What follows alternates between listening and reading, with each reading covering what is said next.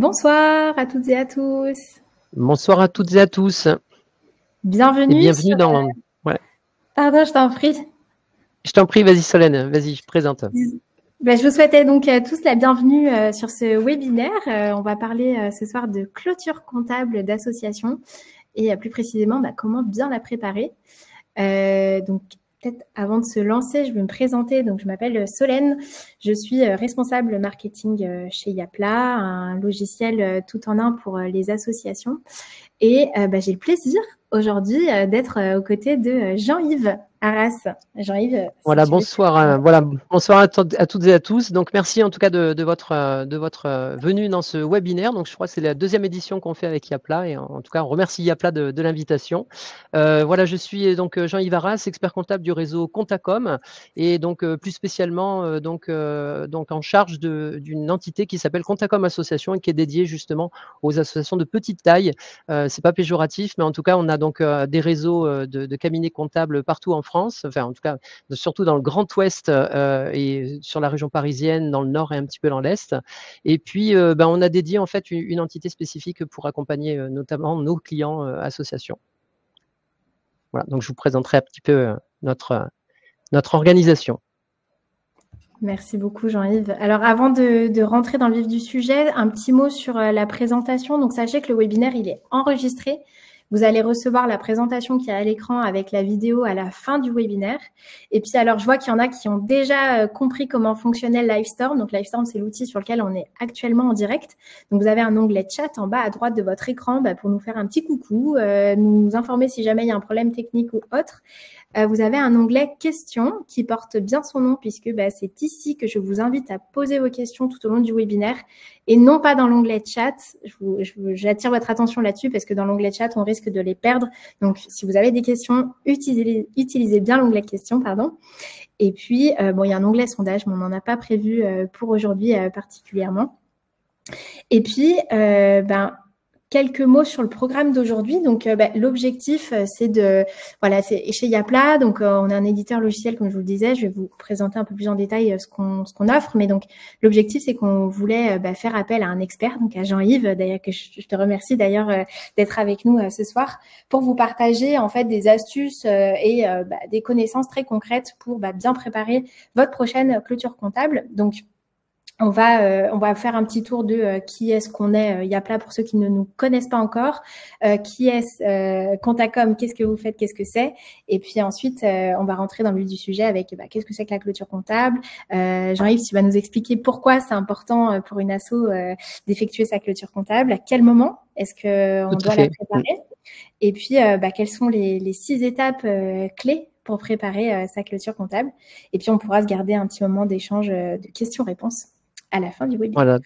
Donc surtout n'hésitez pas. Voilà, j'ai des associés en fait qui sont en backstage pour justement répondre à vos questions, à l'ensemble des questions sur le chat, puisque vous avez été nombreux en fait à vous inscrire. Il y a plus de 1600 personnes qui se sont inscrites. Donc là actuellement en présence, on a à peu près 300 personnes actuellement, mais les gens vont venir tout au long en fait du webinaire.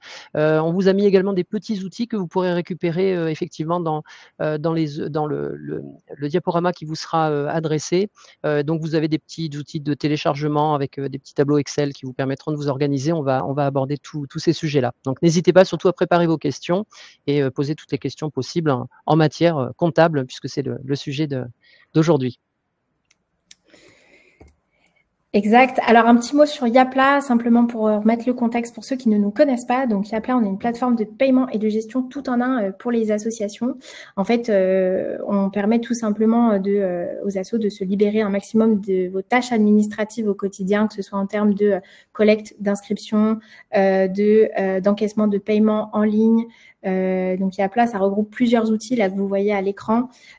Donc, les membres, les événements, les dons qui vous permettent du coup d'aller simplifier la collecte d'inscription et de paiement en ligne. Et puis, on vous propose aussi tout un tas d'outils de gestion et de communication. Donc, vous avez la possibilité, par exemple, de créer un site web, d'envoyer des newsletters. Vous avez un système comptable qui va se nourrir en fait de toutes les autres fonctionnalités de paiement, donc les membres, les événements, les dons, pour générer automatiquement vos écritures comptables, générer des factures, etc.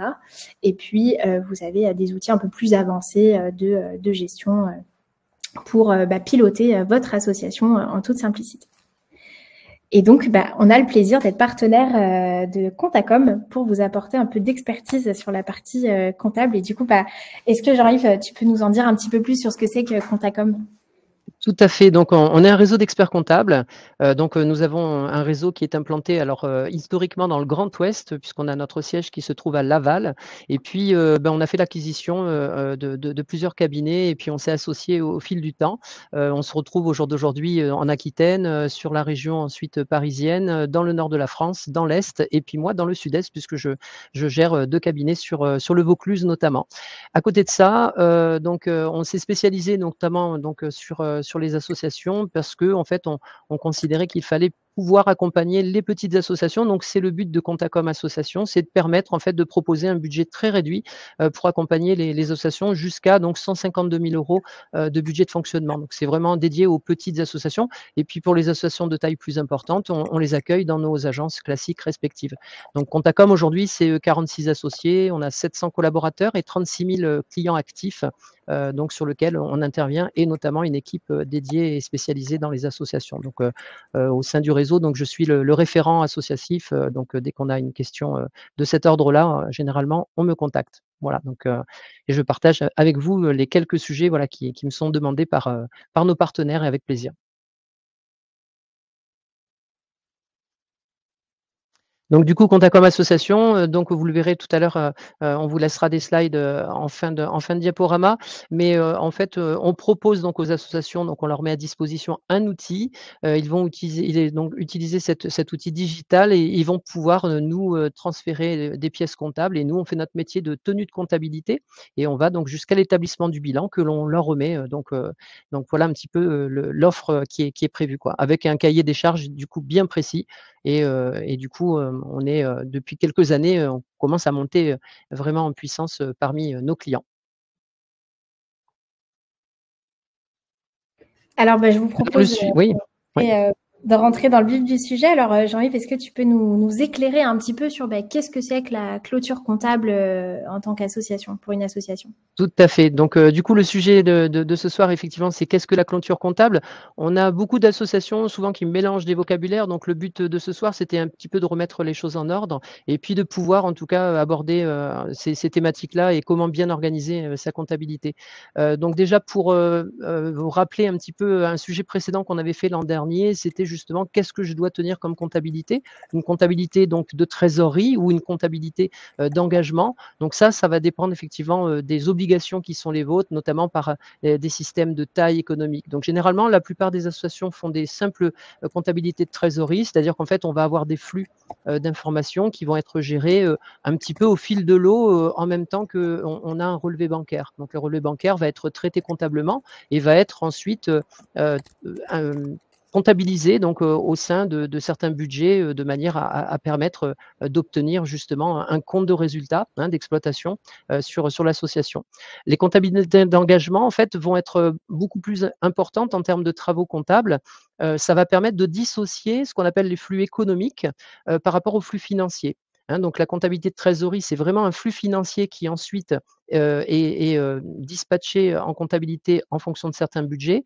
La comptabilité d'engagement prend vraiment le flux d'informations au départ. C'est-à-dire, par exemple, j'émets en fait un appel de dons, j'ai fait un flux économique. Dès que je l'encaisse, ça va être un flux financier. Donc les comptabilités d'engagement vont prendre exactement donc, l'entièreté des opérations, qu'elles soient donc encaissées ou décaissées ou pas. Heu, Suivant la taille de l'association que vous avez, donc les comptabilités d'engagement, elles vont intéresser surtout les associations qui reçoivent, par exemple, plus de 153 000 € de fonds publics ou d'aides publiques, que ça soit des subventions ou que ça soit des concours publics. Dès l'instant où l'association va recevoir également plus de 153 000 € de dons qui sont assortis de réduction d'impôts, elle va avoir l'obligation de tenir une comptabilité d'engagement. On va avoir des associations de taille très importante, par exemple, qui dépassent 3 100 000 de recettes, et qui dépasse 1 550 000 € de total de bilan ou qui dépasse donc 50 salariés. Donc dès l'instant où on va avoir 2 parmi ces 3 critères économiques de dépasser, on va être obligé d'avoir une comptabilité d'engagement. On a aussi des associations qui sont reconnues d'utilité publique et cetera. Donc on a tout un panel d'associations qui vont avoir l'obligation donc d'arrêter les comptes, comme on le retrouve un petit peu dans les sociétés commerciales, c'est-à-dire d'émettre une comptabilité avec un bilan, un compte de résultat et une annexe comptable, hein. L'annexe comptable, c'est une information, qui va apporter en fait, davantage de transparence vis-à-vis du lecteur. D'accord? Donc une comptabilité, ça doit se tenir, c'est obligatoire pour toutes les entités, donc notamment, les associations. Et là, pour, le premier exercice, vous allez pouvoir avoir le choix, lors de la constitution de votre association, de choisir la date à laquelle vous arrêtez, l'exercice. Le premier exercice, en fait, il peut aller, au-delà de 12 mois, hein, puisque en principe, on a, une date d'anniversaire et donc, chaque année, on va devoir arrêter les comptes pour, rendre cette information auprès des tiers, quels qu'ils soient. Donc le premier exercice peut aller au-delà de 12 mois. Il ne peut pas en fait dépasser non plus un certain délai, donc on ne peut pas aller jusqu'au-delà du 31 décembre de l'année qui suit, l'année de création, par exemple.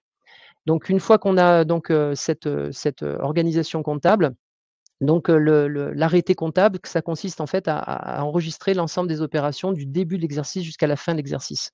Ça permet donc de figer l'activité et puis ensuite on va utiliser ces informations-là pour les diffuser, donc auprès, notamment, des instances, traditionnelles que l'on retrouve dans les associations, notamment, lors de l'assemblée générale donc, annuelle, qui est souveraine en fait pour arrêter les comptes. Donc c'est très important en tout cas de rendre compte en fait des opérations qui ont été menées sur les projets associatifs.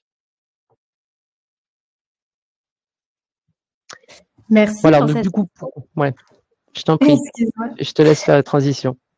Pas de souci. Mais du coup, merci beaucoup ouais, pour cette introduction sur la clôture comptable. Je crois qu'il y a déjà beaucoup, beaucoup de questions et que nos collègues tapent bien sur le clavier. Donc, merci pour vos questions et merci à l'équipe qui répond aux questions.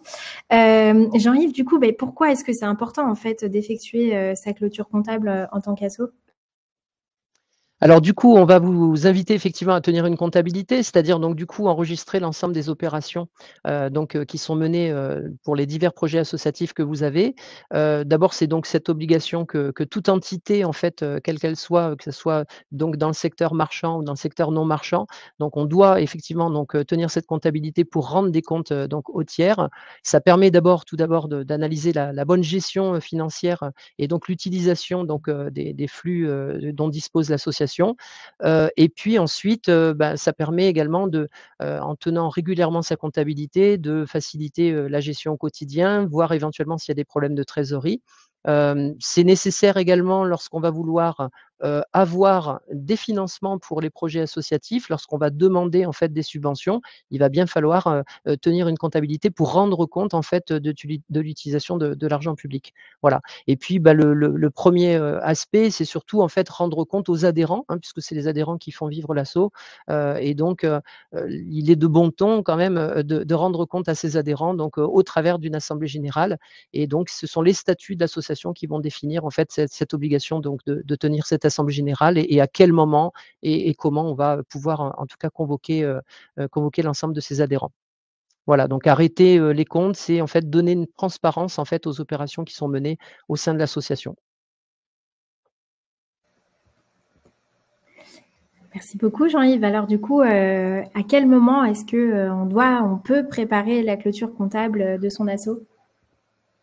Donc la clôture, donc en tout cas cette opération en fait qui consiste à figer les comptes, elle intervient en fait une fois qu'on a, terminé donc sa date de clôture d'exercice comptable. Par défaut en fait, lorsqu'on ne précise pas dans les statuts associatifs à quelle date on va clôturer, elle va se clôturer en fait en année civile. Donc pensez bien surtout au moment de la rédaction des statuts, on a, beaucoup de clients qui arrivent avec, des statuts qu'ils ont récupérés à droite à gauche, hein, puisqu'il n'y a pas de modèle type. Mais en tout cas, il y a des, modèles qui sont au jour d'aujourd'hui disponibles, notamment sur le net et qui sont tout à fait, lisibles et compréhensibles, en tout cas pour un fonctionnement traditionnel. Mais très souvent, on s'aperçoit que la date de clôture, elle n'est pas précisée. Donc, je prends l'exemple, vous êtes en train de créer une association, donc, vous êtes au mois d'octobre, vous ne l'avez pas précisé, et ben, vous allez devoir effectivement arrêter un premier compte au 31/12 de l'année là qui est en cours et vous allez avoir un premier exercice qui va être très, très, très court. Des fois, c'est très court et trop court en fait pour rendre des comptes à ses adhérents. Donc précisez bien surtout la première date à laquelle vous allez, devoir arrêter ces comptes et c'est ce que je vous disais tout à l'heure, vous ne pouvez pas aller au plus loin en fait au 31 décembre de l'année qui suit l'année de création. Donc, je suis en train de créer mon association au mois d'octobre 2024. Je ne pourrai pas aller au-delà du 31/12/2025, en tout cas si je veux clôturer un premier exercice sur une durée de 15 mois, par exemple. Voilà. Donc, pensez donc à ce niveau-là. L'arrêté des comptes annuels, en principe, il est de bon ton en fait de l'arrêter dans les 3 mois de la fin de l'exercice. C'est-à-dire que on prend un petit peu le pli de ce qu'on retrouve sur le secteur marchand. Quand vous avez une date d'arrêté, par exemple 31 décembre, bah, vous allez en fait l'arrêter jusqu'au 31 mars, 30 avril à peu près, dans ces eaux-là. Mais il n'y a pas de, en fait, dès l'instant où l'association n'est pas fiscalisée, vous n'avez pas d'obligation particulière en dehors du fait que vous allez devoir rendre compte à vos adhérents lors d'une assemblée générale. Donc en fait, c'est un peu les statuts, s'ils ont en fait déterminé à quelle date vous deviez tenir l'assemblée générale, qui vont donner le pas en fait pour pouvoir choisir cette date-là. Voilà. Donc et surtout une nécessité donc de tenir une comptabilité régulière toute l'année. Donc vous allez devoir donc tenir cette comptabilité et puis à un moment donné, il va bien falloir clôturer l'ensemble des opérations pour figer ce bilan. Donc c'est-à-dire faire une photographie, hein, de l'état patrimonial. L'état patrimonial, c'est donc tous les actifs que vous avez au niveau de l'association et puis de l'autre côté, on va avoir les passifs, donc l'ensemble des dettes, et autres, qui arrivent là. Voilà. Et puis à côté du bilan, on a le compte de résultat, donc qui lui, va permettre de voir et de définir en fait quelle est l'utilisation qui a été faite au niveau des finances de l'association. Donc, pour préparer donc, la clôture de l'association, il faut d'abord prévoir un calendrier. Le plus simple, en fait, c'est de faire un calendrier rétroactif en partant de la date à laquelle on veut tenir son assemblée générale. Généralement, il est de bon ton donc de tenir l'assemblée générale, en principe dans les 6 mois de l'arrêté des comptes, mais en tout cas, ce sont les statuts qui vont définir cette date-là. Si on le prend par analogie à ce qu'on retrouve dans les sociétés commerciales, c'est ce qui se fait. Et donc, dès l'instant où on va définir, la date idéale en fait, de tenue de cette assemblée générale, on va faire un planning, un rétro-planning pour indiquer à quelle date il faudra donc convoquer les membres au niveau de l'assemblée générale, et lors de la convocation, en fait, il faut tenir à disposition les comptes arrêtés, donc et ainsi de suite. En remontant en arrière, on va pouvoir déterminer à quelle date il est opportun de commencer je veux dire, à arrêter l'ensemble de ces opérations. Voilà, donc toujours prévoir un rétro-planning, et le plus important surtout, c'est que dans ce rétro-planning, on va le voir un petit peu tout à l'heure au niveau des étapes, c'est d'aller collecter un maximum d'informations pour éviter que le jour J, on soit coincé sur telle ou telle information qui est pas disponible. Donc en fait, ce qu'on va vous montrer, c'est comment vous organiser un petit peu pour déjà collecter en amont certaines informations que l'on appelle extra-comptables, qui n'ont pas de contrepartie, en tout cas de flux financiers. Ce sont des opérations qui comptabilisent des informations donc en dehors de la comptabilité. Souvent, c'est là-dessus où on pêche un petit peu, et il faut quand même prévoir ça plutôt en amont. Merci beaucoup Jean-Yves. Bah, du coup, je vous propose de passer aux 6 étapes à suivre, 6 étapes clés à suivre pour bien préparer sa clôture comptable. Pardon. Alors du coup, la première étape, on parle de réaliser un rapprochement bancaire. Alors est-ce que tu peux nous expliquer, Jean-Yves, en quoi ça consiste ? Exactement. Alors là, voilà, on vous a mis 6 étapes. Il n'y a pas que 6, hein. En fait, ça dépend aussi de la taille de l'association et puis du nombre de sujets que vous avez. En tout cas, on a essayé de recenser un petit peu les choses, les étapes types que l'on réalise. Donc la comptabilité, tout d'abord, il faut pouvoir l'encadrer. Donc je prends toujours l'image un petit peu du puzzle. Quand on fait un puzzle, c'est bien d'avoir le contour, et puis ensuite, au moins, on sait où on met les pièces. Donc il n'y a pas d'information qui se perd. Le contour, en tout cas le bord du puzzle, dans une comptabilité, c'est d'abord le rapprochement bancaire. Donc le rapprochement bancaire, c'est de vérifier en fait, le fait qu'on ait l'entièreté en fait des flux financiers dans l'entreprise, enfin dans l'entreprise ou l'asso, hein, peu importe. Donc le but, c'est de vérifier qu'il nous manque rien et que toutes les informations donc qui sont issues des encaissements et des décaissements donc de l'association sur l'exercice se retrouvent bien en comptabilité. Donc on va comparer les opérations qui ont été enregistrées en comptabilité par rapport aux opérations qui relèvent en fait du relevé bancaire, et puis les différentiels d'opérations que l'on va retrouver.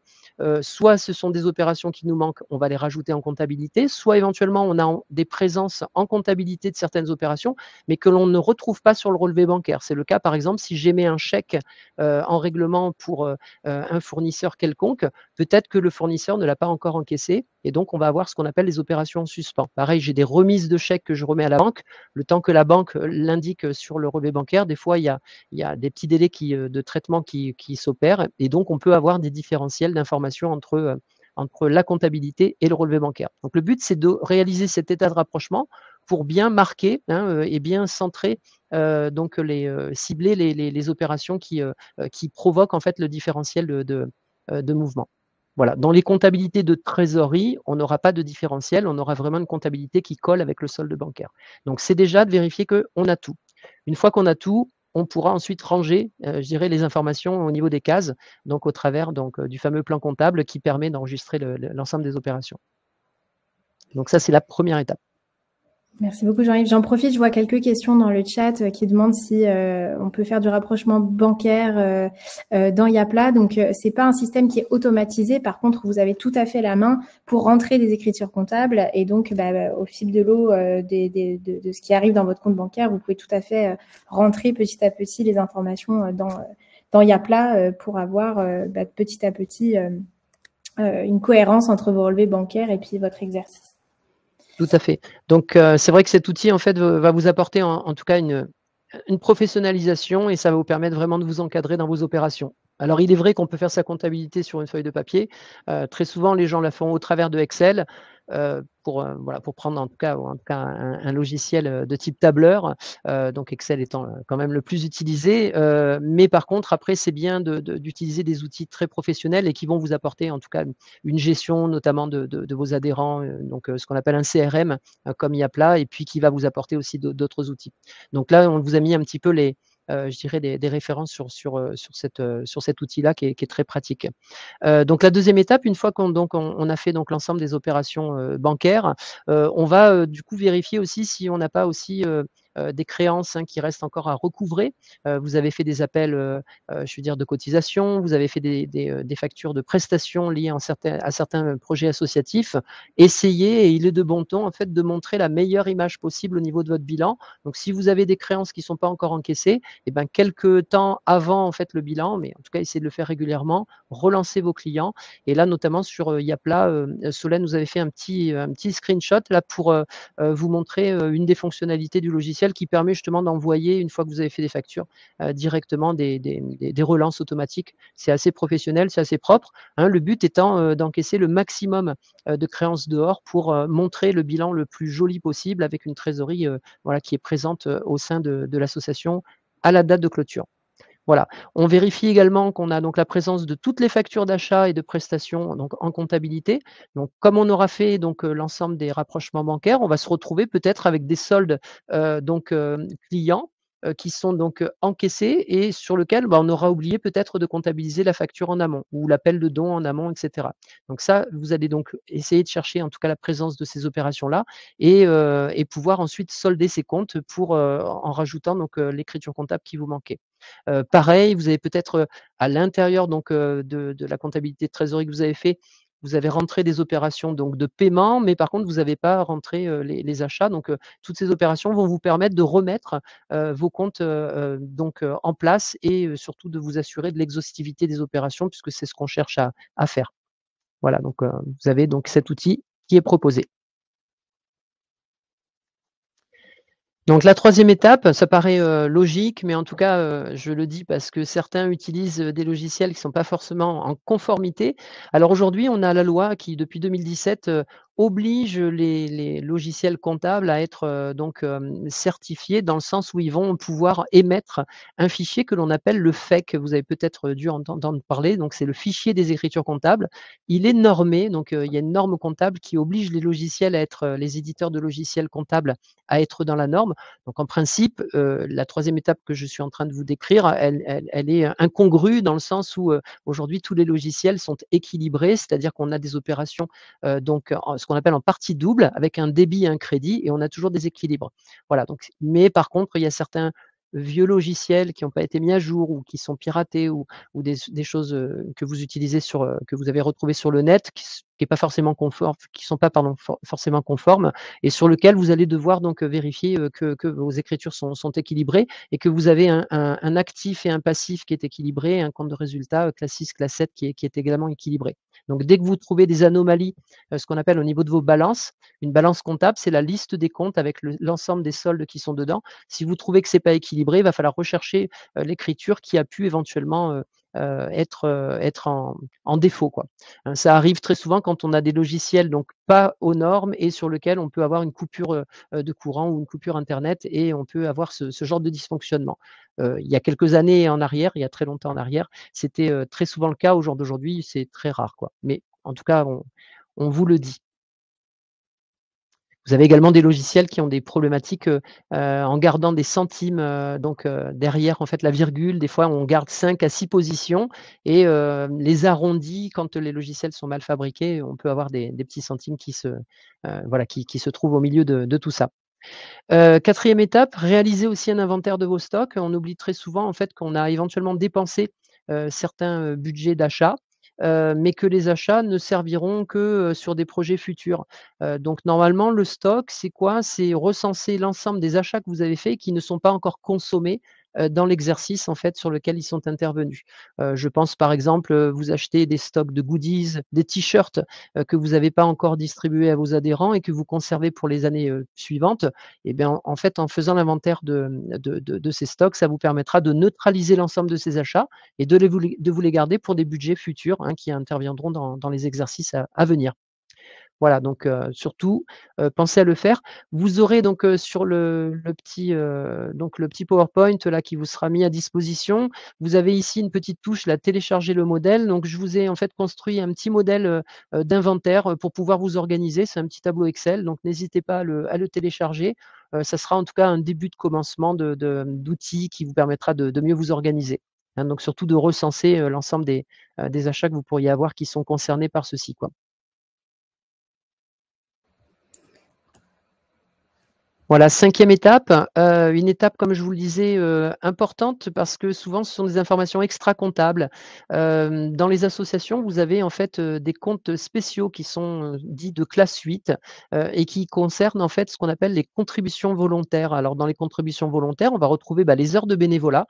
Vous avez au jour d'aujourd'hui au sein de vos entités, beaucoup de bénévoles qui interviennent et qui ont une valeur marchande. Donc même si vous n'avez pas décaissé, le fruit de leur travail, en tout cas, on peut le valoriser et c'est très important de le valoriser puisque quand vous allez aller voir vos partenaires financeurs, vous allez pouvoir leur montrer et mettre en avant, en fait, l'ensemble, des flux économiques, que vous avez apportés. Donc c'est vraiment votre financement, l'autofinancement de l'association. Elle a fait des efforts au travers donc, de son maillage de bénévoles et tous ces bénévoles qui sont intervenus ont passé des heures, donc il va falloir les recenser. Là, c'est pareil, vous avez un petit modèle, en téléchargement qui vous permet en tout cas de vous organiser au sein de vos associations pour faire cette collecte-là. Cette collecte, elle est donc très importante pour avoir donc le nombre d'heures de bénévolat que vous avez donc réalisé au sein de l'année, enfin de l'exercice. À minima, il va falloir le valoriser. Pour le valoriser, soit vous prenez le SMIC chargé donc au niveau des charges patronales. Donc ça, c'est le minima de valorisation, mais vous pouvez très bien également valoriser en fonction, d'une grille conventionnelle que l'on retrouverait sur une convention collective, si jamais l'association devait, salarier ces personnes qui sont intervenues. J'ai un bénévole, par exemple, qui a un niveau ingénieur pour un projet, très, très compliqué. Je peux effectivement valoriser ces heures de bénévolat avec des niveaux de rémunération qui ressembleraient à celles d'un ingénieur, par exemple, dans la convention, collective des bureaux d'études techniques, par exemple. Hein, donc ça, faites bien attention pour recenser ces opérations-là. Et puis vous avez également de la générosité qui vient de vos fournisseurs. Donc vous avez des fournisseurs qui peuvent vous prêter du matériel. Par exemple, je pense à des loueurs de véhicules qui mettent à disposition un véhicule pour que l'association, fasse, donc une partie de ses activités.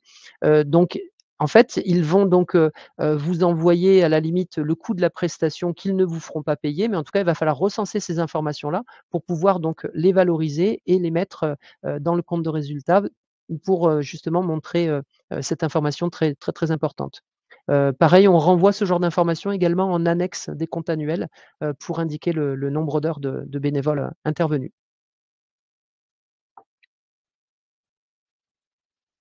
Voilà et puis une information un peu plus importante et plus difficile en tout cas à structurer, mais en tout cas qui est très importante, c'est que vous allez devoir en fait vérifier si vous n'avez pas au sein de vos associations des fonds dédiés. Alors les fonds dédiés, c'est quoi? C'est permettre d'identifier les achats, en fait, les dépenses qui n'ont pas encore été réalisées par rapport à des ressources qui ont été par contre encaissées par l'association. Vous avez un financeur qui vous donne une subvention pour tel ou tel projet. Vous allez donc mener une partie des dépenses par rapport à cette allocation de ressources qui est faite à l'association. Vous allez les dépenser dans le courant de l'exercice. Donc, il va falloir donc du coup recenser les informations que vous avez consommées et évaluer ce qui reste à consommer. Donc, à la fin de l'exercice, quand on va arrêter les comptes, on va devoir donc imaginer, enfin, en tout cas, évaluer la partie qui n'a pas encore été consommée et on va faire une écriture qu'on appelle les fonds dédiés, donc une dotation aux fonds dédiés et qui va permettre d'avoir un équilibre entre l'engagement qu'on avait pris à dépenser telle ressource allouée et puis les dépenses effectives que l'on a fait. Donc, une partie aura été réalisée dans l'exercice, une partie restera réalisée sur les exercices futurs, mais par contre, on en tiendra compte. Donc, ça va demander probablement à l'association de se doter d'outils un petit peu plus complexes. Donc là, on ne vous a pas fait de tableau en particulier parce que ça peut être très, très complexe, notamment sur le détail des heures qui ont été réalisées par du personnel permanent au sein de l'association. Donc, très souvent, il faut se doter d'un logiciel de saisie des temps et de suivi de temps pour que chaque personne donc présent, les permanents de l'association, puisse alimenter les temps qu'ils passent au projet 1 ou au projet 2 ou au projet 3, hein, de manière à pouvoir dispatcher un petit peu l'ensemble des budgets alloués sur l'exercice. Donc ça, très important, les fonds dédiés. Souvent, on bloque là-dessus, on a préparé toute la comptabilité, l'arrêté des comptes est fait, et on attend cette information qui n'émane que des entités en interne.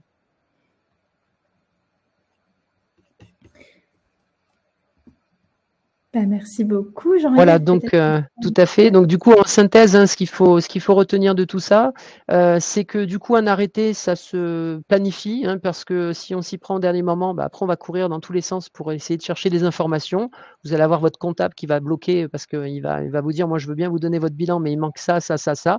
Et donc c'est toujours plus délicat d'aller chercher des informations quelques mois plus tard. Donc mettez surtout votre comptabilité à jour régulièrement, vérifiez que vous ayez donc l'exhaustivité des pièces justificatives en comptabilité. Ça évitera donc d'aller les chercher 6 ou 7 mois après, hein, chercher un ticket de parking, une facture de tel fournisseur parce qu'on l'a oublié dans le camion ou des choses de ce type.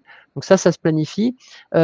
Surtout, on essaye de faire aussi un calendrier donc avec un rétro-planning à partir de l'Assemblée générale pour éviter, pareil, d'aller voir son comptable, par exemple, en lui disant dépêchez-vous d'arrêter les comptes parce que dans 15 jours, j'ai 200 adhérents qui sont convoqués à l'Assemblée générale. Donc ça, on essaye d'initier, en tout cas de mobiliser nos clients associations pour qu'ils nous préviennent en amont et qu'on puisse effectivement faire des plannings de production en fonction de leurs besoins. Et puis surtout, si cette planification donc est difficile parce que le moment de l'année sur lequel ça intervient, c'est pas très judicieux par rapport à l'activité de l'association, c'est peut-être l'opportunité et le moment de choisir une date d'arrêté des comptes qui vous ressemble.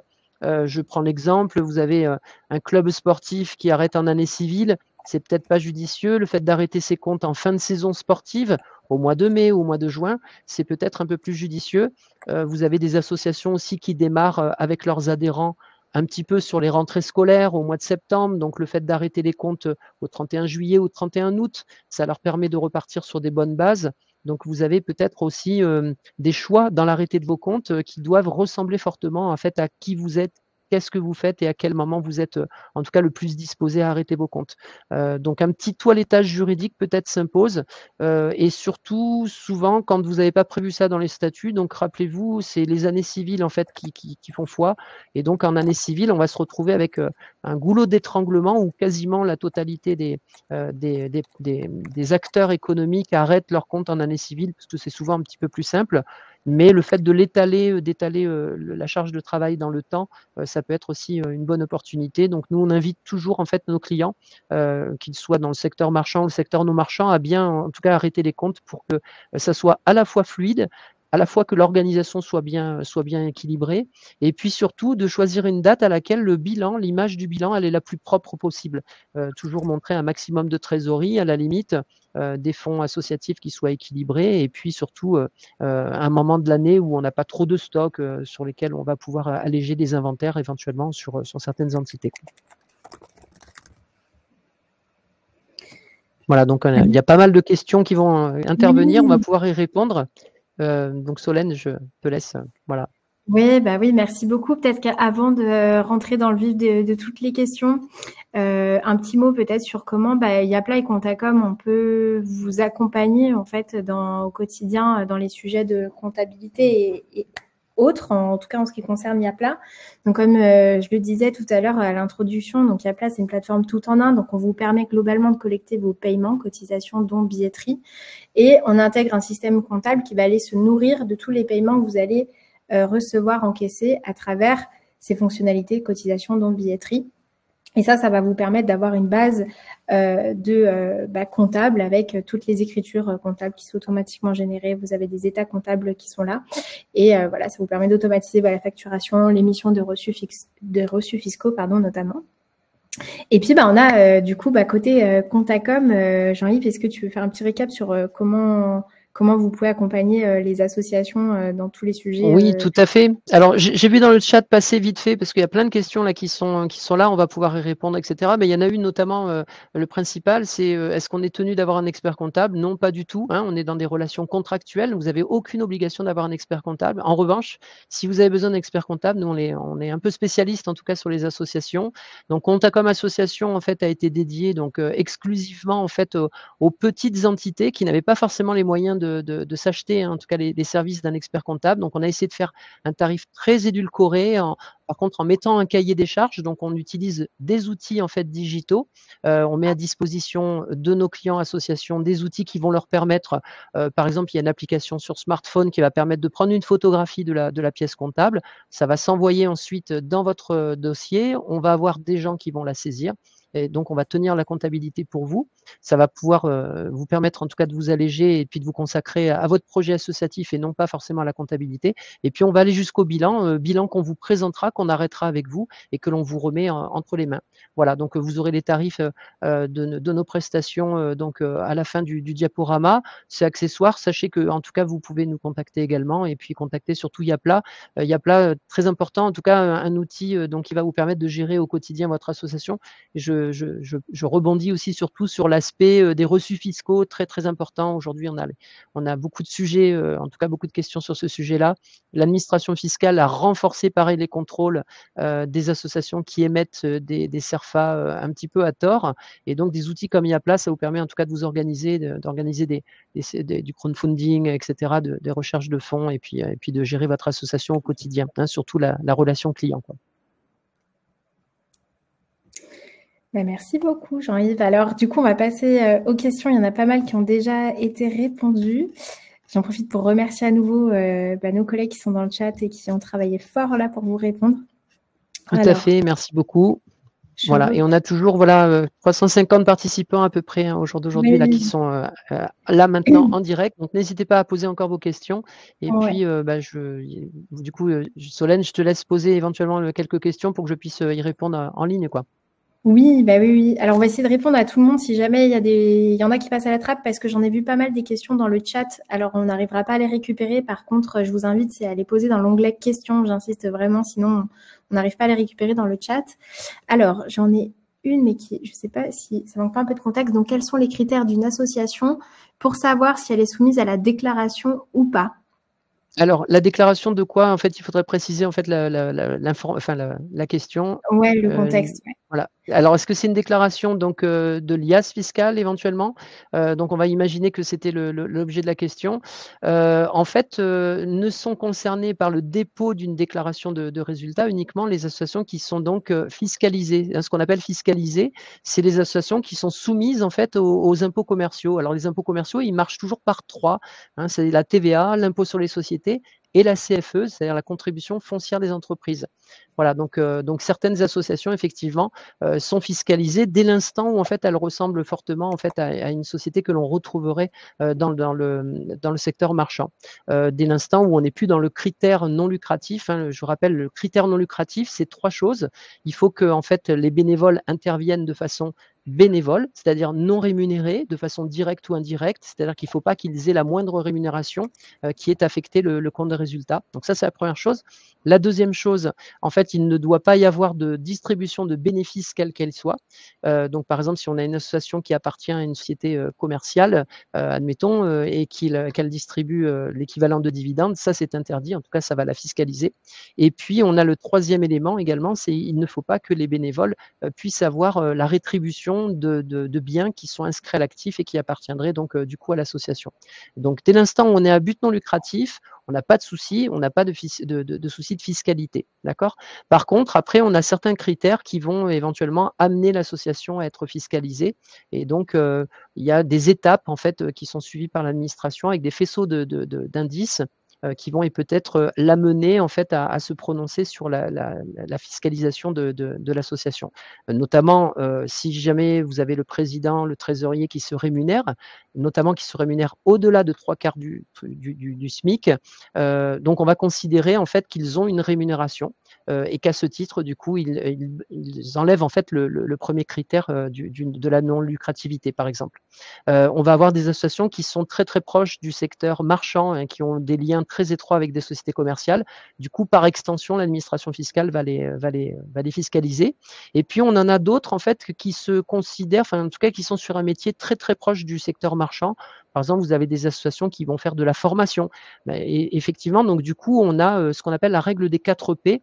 Et l'administration va poser des faisceaux de présomption sur la règle des 4 P. C'est le premier P, c'est quelle prestation ou quel produit réalise en fait l'association, à quel prix, pour quel public, et est-ce qu'elle y met de la publicité ou de la promotion.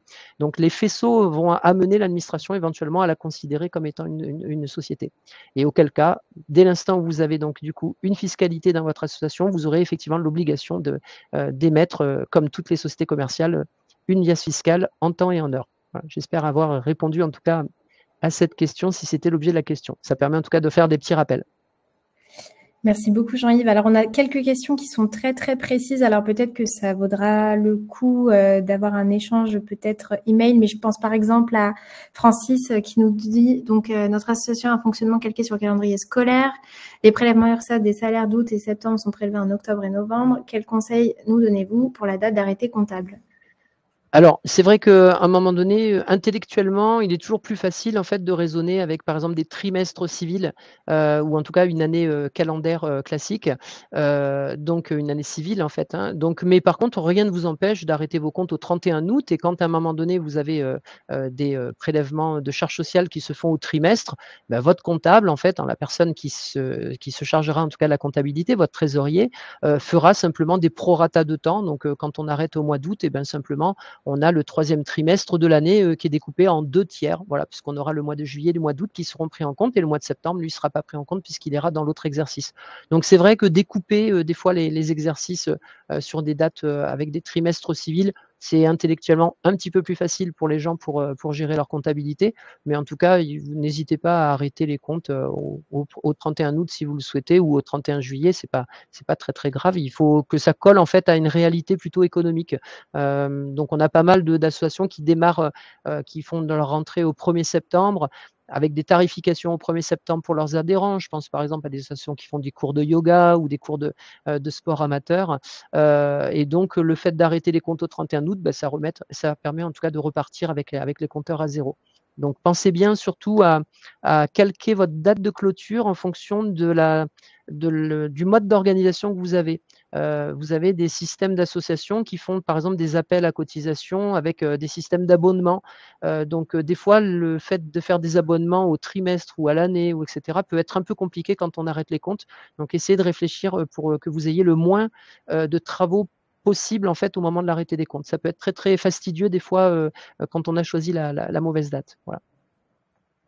Notamment, je pense au cas d'une association qu'on avait il y a quelques années qui faisait des cours de yoga et qui arrêtait ses comptes en année civile, alors qu'en fait, elle avait des nouveaux programmes pour ses nouveaux adhérents à partir du 1er septembre. Mmh. Donc à chaque fois, il fallait faire des découpages et en plus, elle avait tout un programme d'appel de cotisation, des fois au mois, des fois au trimestre.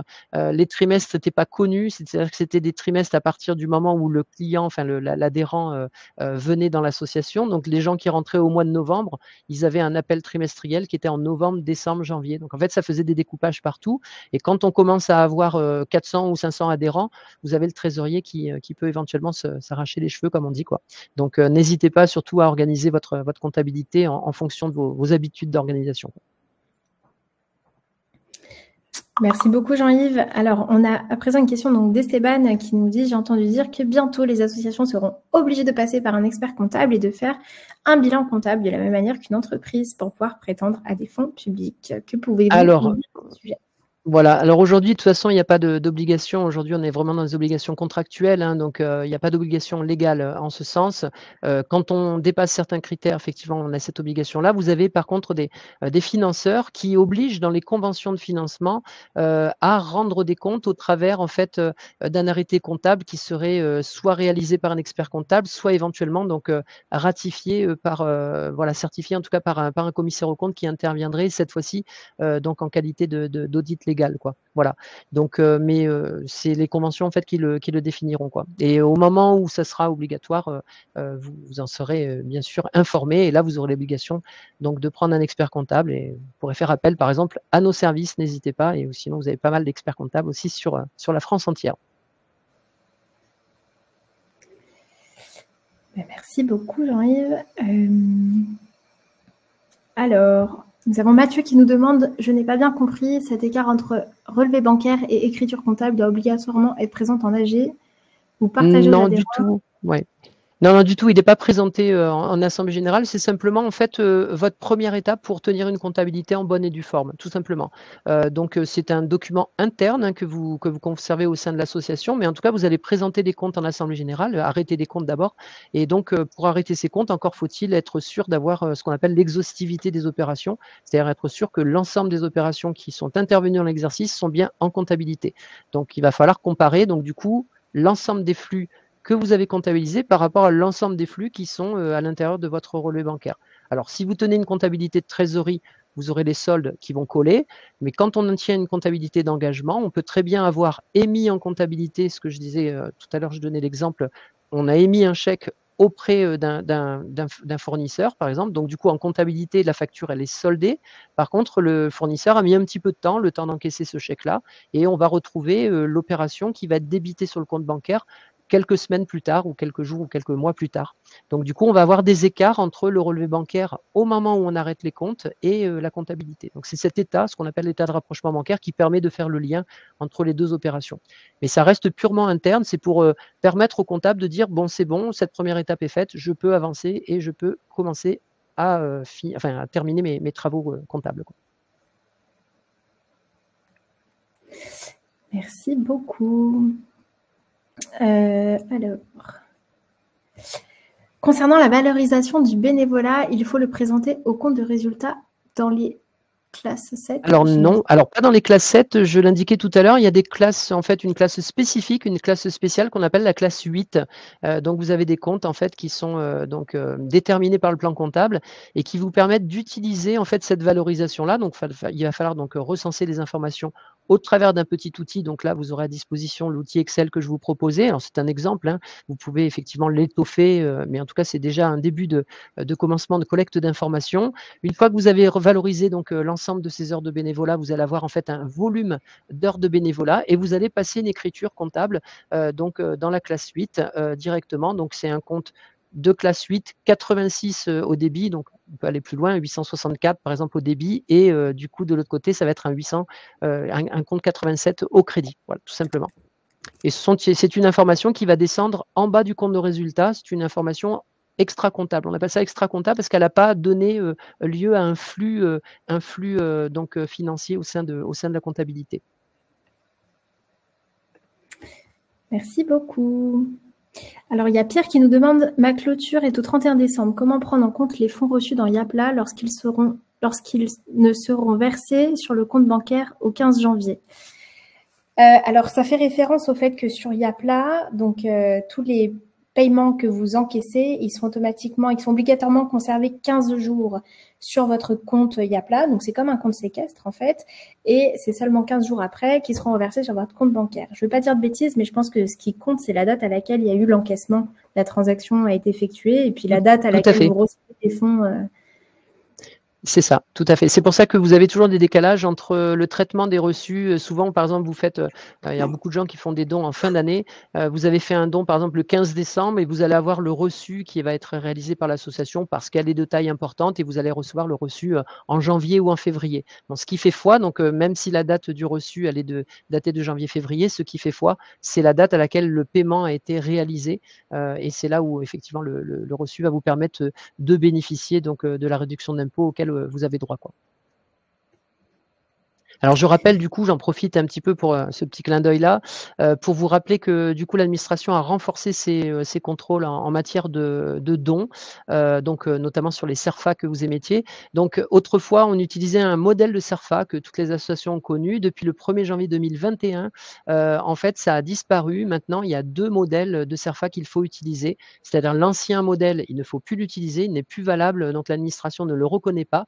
Aujourd'hui, vous avez un modèle qui s'appelle un 2041 MEC comme mécénat et qui va aller pour à l'encontre en fait, enfin pour en tout cas bénéficier aux donateurs entreprises, hein, donc aux sociétés qui sont donc fiscalisées. Elles vont pouvoir au travers de cet article-là, donc c'est le 238 bis du Code général des impôts, donc déduire et bénéficier donc de ce qu'on appelle du réduction d'impôt.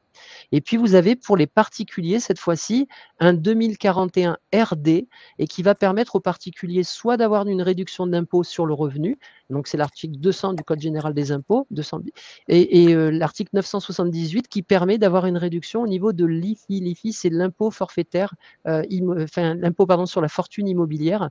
C'est ce qui a remplacé l'impôt de solidarité sur la fortune. Hein, voilà pour info. Donc on a vraiment 2 CERFA distincts. Vous avez également en tant qu'association l'obligation d'avoir un fichier à l'intérieur de votre association qui va récapituler. Donc on préconise en tout cas, alors soit d'avoir effectivement des outils du type Yapla qui vont vous permettre de collecter cette information, soit à minima au moins un tableau Excel sur lequel vous allez recenser donc l'ensemble des CERFA que vous avez émis. Chaque CERFA doit être numéroté, donc il ne doit pas y avoir de doublons ni de trous dans votre séquence de numéros. Et puis l'ensemble des informations que vous avez sur le CERFA, on les retrouve en fait dans des colonnes de votre tableau, par exemple de type Excel, sauf si vous utilisez un outil performant comme celui d'Yapla, qui est quand même très pratique. Et puis derrière, ça va vous permettre en tout cas de donner l'information à l'administration si jamais elle vous le demande. Donc ce fichier, il est conservé en interne auprès de l'association.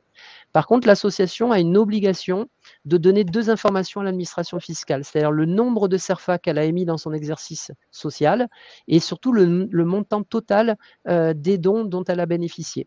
Et cette information, elle est diffusée. Alors, soit vous avez une association fiscalisée et vous allez devoir donner cette information au travers d'un imprimé qui s'appelle le 2065 bis, soit elle n'est pas fiscalisée, mais par contre, elle a des opérations qui seraient fiscalisables, par exemple des produits de placement financier, etc. Donc, l'association, à ce moment-là, elle a une obligation d'émettre un imprimé 2070 qui permet en fait de fiscaliser les opérations de type patrimonial. Et donc, sur la première page de cet imprimé 2070, vous avez pareil les 2 cases sur lesquelles on doit donc donner l'information du nombre de CERFA émis et puis du montant total émis. Et puis pour toutes celles qui ne sont pas concernées ni par la première hypothèse ni la deuxième hypothèse, vous allez ensuite faire cette déclaration auprès de l'administration fiscale au travers de démarches simplifiées. Donc, c'est le site du gouvernement. Voilà, donc n'hésitez pas à le faire et faites bien attention à vos obligations. On a les contrôles qui se renforcent sur le secteur associatif. Merci beaucoup, Jean-Yves, pour toutes ces précisions. Alors, je vous propose qu'on se concentre sur des questions qui concernent vraiment la clôture comptable, parce qu'on commence à avoir beaucoup de questions. On arrive à 19h bientôt. Alors, et si jamais on ne répond pas à vos questions, n'hésitez pas à nous contacter. On va mettre l'adresse là de nos contacts respectifs. Donc, bonjour@yapla.com et offre.association@compta.com, pardon. Alors, je vois quelles sont les conditions pour donner une attestation CERFA. Tout ça, ça concerne pas Voilà. la Alors, ouais. mais... Non, ça ne concerne pas voilà, on va déjà Ouais. se concentrer là-dessus. Voilà. Mais s'il y a des trous, on y répondra par la suite. Il n'y a pas de souci. Il y avait une question qui concernait peut-être Yapla. J'ai une question sur l'enregistrement du report de solde quand on commande sur Yapla. Comment l'enregistrer? Alors ça, c'est une très bonne question technique que je ne maîtrise malheureusement pas et je vous invite à venir nous la poser par mail à bonjour@yapla.com. Tout à fait. Ou peut-être que ma collègue qui est avec moi dans le chat saura vous répondre, mais pour ce type de questions techniques, je vous invite à nous écrire par courriel. Alors, est-ce qu'on a d'autres questions sur la clôture comptable? Voilà, quel est l'intérêt de valoriser le bénévolat? On en a parlé tout à l'heure. Donc, l'important, c'est de donner en fait à vos tiers financeurs en fait cette information comme quoi vous-même avez fait un effort. C'est-à-dire que vous leur demandez un effort en tant que financeur pour dire voilà, accompagnez-moi sur tel projet et regardez ce que moi j'ai fait en termes d'effort. Donc, ça permet en tout cas de remettre votre budget global en exergue, quoi. Ça vous permet de montrer vraiment la taille globale des activités que vous pouvez avoir. Donc, surtout, faites bien attention au recensement de cette information. Elle est obligatoire quand on a une comptabilité d'engagement. Donc, aujourd'hui, on doit respecter en fait les normes comptables et dans les nouvelles normes comptables, on prévoit effectivement le recours en fait à ces informations et cette diffusion d'informations. Quand vous n'êtes pas capable de valoriser cette information, en tout cas de la recenser et de la valoriser, mettez au moins une mention en annexe comme quoi les procédures internes de l'association ne lui ont pas permis de collecter l'exhaustivité des informations relatives par exemple au bénévolat. Mais en tout cas, vous avez l'obligation de diffuser une information. Soit elle est quantifiée, soit elle n'est pas quantifiée. Si vous n'arrivez pas à la quantifier, dites-le, quoi. Voilà.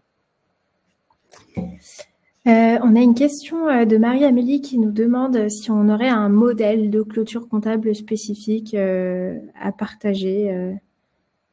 Non, pas particulièrement. En fait, après, on a aujourd'hui sur les arrêtés de compte, en fait, on a le plan comptable qui définit. Donc, on a les normes comptables qui définissent en fait à quoi ressemble un bilan actif-passif d'une association et un compte de résultat d'une association. Donc, en fait, il faut vraiment prendre des modèles et tous les logiciels, donc spécialisés, en tout cas, sortent des modèles de ce type. Mais c'est vraiment un modèle. Le modèle association, en fait, est un modèle à part entière par rapport au modèle que l'on peut retrouver dans les sociétés classiques. Quoi. Merci beaucoup. Des questions auxquelles on a déjà répondu. Peut-on faire fin de l'exercice au 31 août et clôture au 30 novembre pour intégrer les charges URSSAF de août versées en novembre? Alors, non, du tout. Une fin d'exercice et une clôture, c'est la même chose. Donc là, il y a confusion. Donc, il va falloir choisir entre le 31 août et le 30 novembre. Mais une fois que vous avez décidé l'arrêté des comptes, c'est la photographie en fait à laquelle vous allez faire donc l'ensemble donc figer en fait l'ensemble des comptes de résultats et des bilans. Il faudra simplement en tirer les conséquences sur les opérations qui pourraient venir après cet arrêté des comptes et qui concernaient par contre l'exercice d'avant. Donc, par exemple, quand on arrête au 31 août, effectivement, on va avoir des charges sociales du troisième trimestre qui vont être appelées après, mais il y en a certaines, une partie en fait qui est née avant la clôture des comptes. Donc, en fait, le travail du comptable, c'est par rapport à cette date, donc cette frontière, d'aller rajouter toutes les informations qui arrivent après l'exercice et qui concernent l'exercice d'avant, d'accord? Et puis surtout de neutraliser les opérations que l'on retrouve dans la comptabilité actuelle, mais qui concerneront l'exercice d'après. C'était le cas un petit peu des stocks qu'on évaluait tout à l'heure. Donc on a ce qu'on appelle, alors en termes de jargon professionnel, on appelle ça le cut-off, c'est-à-dire la coupure. On doit faire la césure des opérations et puis donc neutraliser tout ce qui ne nous concerne pas et rajouter tout ce qui arrive par la suite et qui concernait l'exercice. Donc, c'est vraiment ça l'arrêté des comptes. Donc, choisissez bien entre le 31 août et le 30 novembre ce qui vous agrée. Mais par contre, il ne faut pas mélanger les genres, quoi, en fait. Merci beaucoup, Jean-Yves. Je vois une question qui revient pas mal dans le chat. Je suis désolée, donc association d'Arudo Lenki. Je suis désolée si je prononce mal l'association. Donc, quelles sont les démarches à suivre après un chèque impayé et falsifié? Pour le coup, je vous invite peut-être à vous tourner vers votre conseiller bancaire pour ce type de questions, Oui. parce que d'un point de vue comptable... Tout à fait, quoi. Ouais. Donc déjà, voilà, au niveau de l'impayé, de toute façon, la personne qui a fait l'impayé va devoir régulariser sa situation. Donc en fait, voilà, tournez-vous auprès de votre conseiller bancaire, effectivement. Et puis si on parle de falsification, là, on est dans autre chose, on est dans du pénal. Donc je vous invite éventuellement, voilà, à porter plainte s'il y avait une chose de ce genre, quoi. En tout cas, on est un petit peu hors sujet, quoi. je vous invite éventuellement à reposer des questions directement à différents spécialistes. Voilà, vous pourrez nous contacter au niveau d'offres.association. On vous répondra plus en longueur avec un petit peu plus de détails. Si vous donnez plus de détails sur votre opération, n'hésitez pas à nous joindre. Alors, j'essaie de remonter un petit peu les questions. Alors, on en a une là. Le compte de résultat est-il obligatoire pour une association ou des critères existent-ils pour indiquer si le compte de résultat doit être fait ou pas? Alors, ce que je vous disais tout à l'heure, c'est qu'en tant qu'association, vous avez l'obligation de tenir une comptabilité, d'accord? Après, elle n'est pas forcément informatisée, vous pouvez très bien la tenir à la main. On a beaucoup de bénévoles qui travaillent avec des tableurs, hein, mais par contre, en tout cas, l'obligation est toujours la même. Quand vous rendez compte au niveau de l'association, vous devez rendre compte à la fois des opérations de l'exercice, on appelle ça le compte de résultat. Ça va recenser en fait l'ensemble des ressources que vous avez eues et comment vous les avez utilisées. Et à la fin, donc pour équilibrer la différence entre les ressources et l'utilisation qui est faite, vous allez donc sortir ce qu'on appelle un excédent, si vous avez donc plus de ressources que de dépenses, ou éventuellement un déficit parce que vous avez utilisé par exemple de l'argent que vous aviez des exercices précédents. Donc ça, c'est ce qu'on appelle le compte de résultat, c'est l'activité globale de l'association. Et à côté de ça, vous allez devoir faire un état patrimonial, c'est-à-dire un état patrimonial, c'est qu'est-ce que j'ai en termes de trésorerie. Peut-être qu'à l'actif de cette association, j'ai un ordinateur, j'ai un véhicule, etc. Et puis de l'autre côté, vous avez des dettes. Vous avez peut-être de l'argent que vous devez à certains fournisseurs. Et puis vous avez également des opérations qui se situent au niveau des financeurs. Peut-être que, en fait, à l'actif, vous avez également un financeur qui vous doit un solde de subvention. Hein, donc on a vraiment ces deux opérations-là. Bilan actif-passif, c'est vraiment l'état patrimonial, et le compte de résultat, c'est vraiment les opérations, ce que vous avez fait au niveau des opérations économiques de votre exercice pour justement pouvoir rendre des comptes à vos adhérents sur l'utilisation des deniers que vous avez reçus. Merci beaucoup. Catherine nous demande si on peut lui redonner le nom du CERFA pour les professionnels. Alors, pour les professionnels, c'est un 2041 MEC. Donc, si vous allez sur Internet, vous allez sur impôts.gouv, par exemple, et vous téléchargez le CERFA, donc 2041 MEC. Et pour les particuliers, c'est 2041 RD, hein, pour info. Donc, n'hésitez pas à les télécharger, et c'est ces modèles-là qui sont utilisables. L'administration, c'est prononcé maintenant, elle autorise des logiciels, comme par exemple Yapla, à avoir leur propre formalisme du moment que l'ensemble des champs d'informations qui sont sur ces CERFA se retrouvent sur les logiciels. Voilà. Il y a eu à un moment donné un flou artistique pendant 6 mois où à un moment donné l'administration avait laissé entendre qu'elle ne voulait des CERFA et rien que des CERFA. Et du coup, certains éditeurs, notamment comme Yapla, se sont émus du fait qu'eux proposaient des solutions et qu'on ne les avait pas retenues. Donc depuis, maintenant, c'est clarifié, donc n'hésitez pas. Par contre, les anciens CERFA, vraiment, il faut les abandonner, ils ne valent rien du tout. Et aujourd'hui, vous avez beaucoup d'entreprises qui font du mécénat, qui vont vous mettre une petite pression pour obtenir ces CERFA et vous permettre, en tout cas, de vous régulariser à ce titre-là.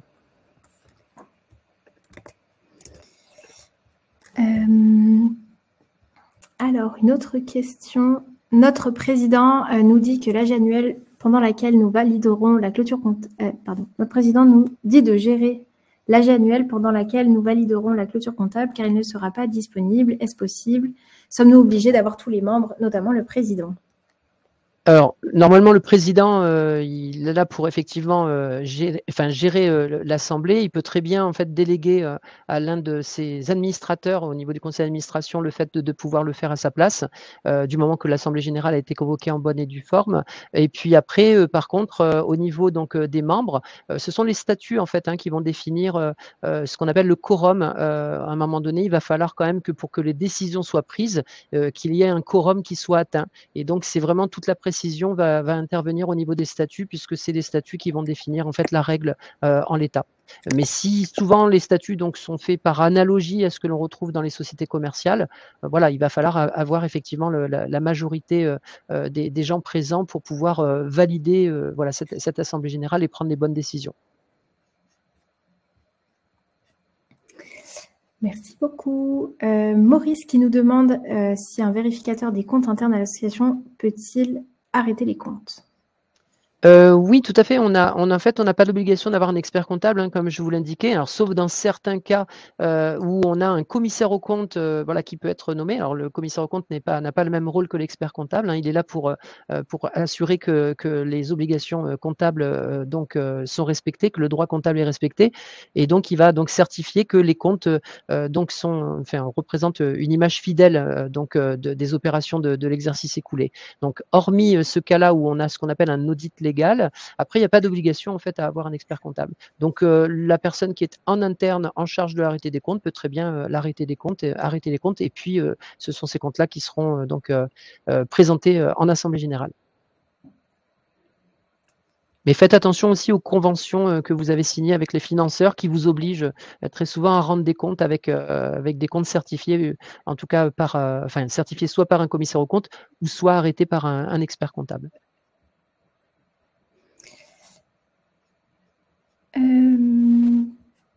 Merci beaucoup. Alors, à partir de quel niveau de montant doit-on renseigner en classe 8 les heures de bénévolat et dans quel compte doit-on mettre la contrepartie? Alors, ouais, c'est ce que je vous disais tout à l'heure. La contrepartie, ce sont 2 comptes de la classe 8, hein. Il y a un 86 au débit, un 87 au crédit, tout simplement. Donc, c'est 2 classes 8. Par contre, les heures de bénévolat, en fait, vous pouvez les prendre, mais après, il y a ce côté, en fait, ce qu'on appelle le côté significatif. C'est-à-dire, si les opérations ne sont pas significatives, vous pouvez très bien mettre une petite mention en annexe pour simplement informer le lecteur que vous vous êtes posé la question et que la procédure interne de collecte de l'information de l'association a conclu à ce que les sommes étaient non significatives et qu'elles n'ont pas donné lieu en fait à une écriture comptable. Mais prononcez-vous sur le fait que vous avez recherché s'il y avait des heures de bénévolat. Voilà. Mais après, vous avez, même si les sommes sont petites, vous pouvez très bien prendre l'initiative de les mettre en avant, quoi.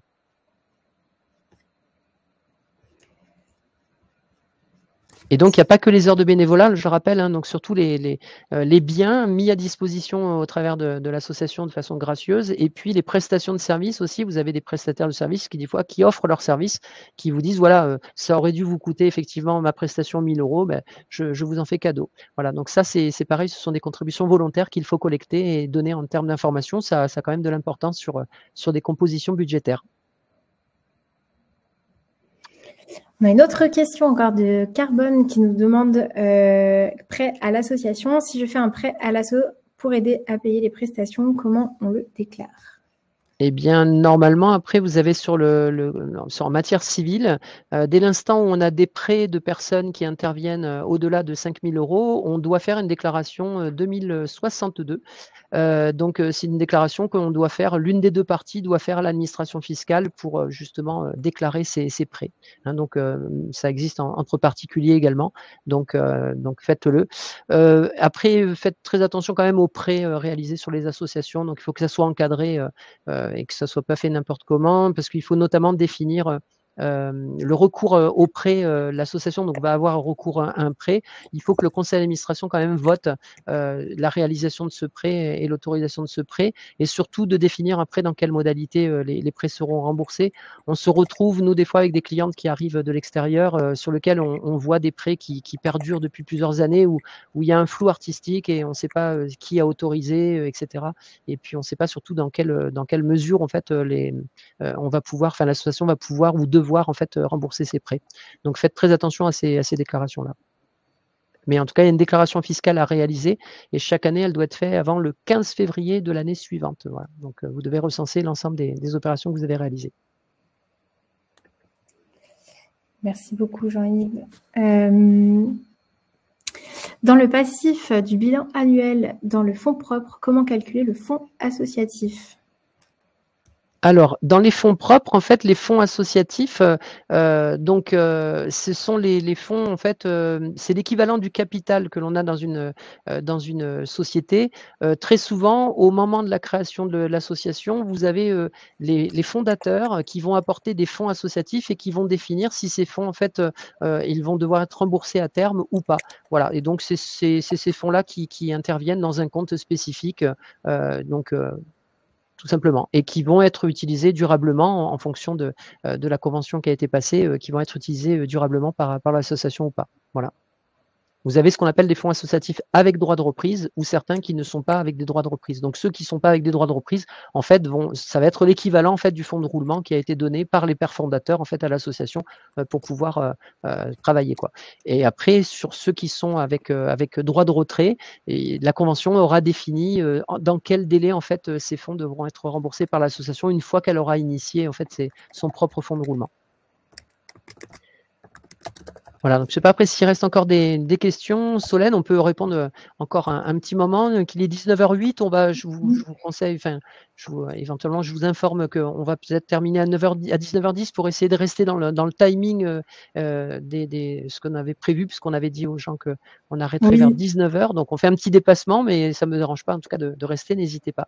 Je crois qu'on va peut-être arriver à la fin des questions. Oui, on a encore quelques questions. Il y en a pas mal auxquelles on a déjà répondu. Alors, je vous inviterai à ou regarder le replay ou dans tous les cas, ce qu'on fera, c'est qu'on vous répondra après le webinaire. Alors, faites-vous des formations pour faire un bilan comptable? Oui, alors on a au sein du réseau Contacom, on a effectivement une entité qui s'appelle Progetis, c'est notre organisme de formation et on peut vous réaliser en fait une formation sur mesure ou en tout cas en collectivité si vous le souhaitez pour apprendre la comptabilité. On le fait assez régulièrement, donc n'hésitez pas à éventuellement nous contacter, toujours pareil, offre.association@conta.com et puis vous nous exposez votre besoin, on saura y répondre. Merci beaucoup, Jean-Yves. Écoutez, 19h10, malheureusement, on ne va pas avoir le temps de répondre en direct à toutes les questions. Par contre, ce qu'on va faire, c'est qu'on va reprendre toutes les questions. Alors, seulement celles qui sont dans l'onglet questions, c'est pour ça que j'insistais bien, parce que dans le chat, on ne sera pas en capacité, malheureusement, de les retrouver. Donc, si vous avez encore des questions, n'hésitez pas à les poser maintenant dans l'onglet questions. Et puis, ce qu'on fera, c'est qu'on reviendra vers vous par mail, sur l'adresse mail avec laquelle vous vous êtes inscrit au webinaire. Et comme ça, on pourra revenir vers vous avec plus de détails. Ok, en tout cas, merci pour tous ces pouces levés, merci pour vos bonnes questions et votre participation, parce que vous êtes toujours 250 inscrits à ce jour, donc en fait, vous avez été très linéaire. Merci de votre attention. On espère en tout cas vous donner un prochain rendez-vous pour une autre édition, Solène, donc on va essayer de concocter ça. Donc n'hésitez pas à nous donner aussi des thèmes en fait ou des besoins de thèmes que vous souhaiteriez que l'on développe. On le fera avec grand plaisir. Et puis surtout, donc bonjour@yapla.com. Merci Yapla pour cette invitation. Et puis pareil, offre.association@conta.com pour vos dernières questions si vous avez besoin de questions techniques. Voilà, ne pleurez pas, on revient, on voit qu'il y a des pleurs aussi. Oui, on revient très vite vers vous. Merci beaucoup Jean-Yves et merci également à Maxime, David, Laetitia et Yacine, oui, ou Yanis, désolée. Oui, Yacine, je crois que tu étais dans le chat avec nous pour vous répondre. Et merci encore une fois Jean-Yves pour cette belle présentation. Je vous souhaite à toutes et à tous une très très bonne soirée et à très vite pour ceux qui attendent encore des réponses. On revient vers vous très vite. Également, à très bientôt, merci. Au revoir, bonne soirée.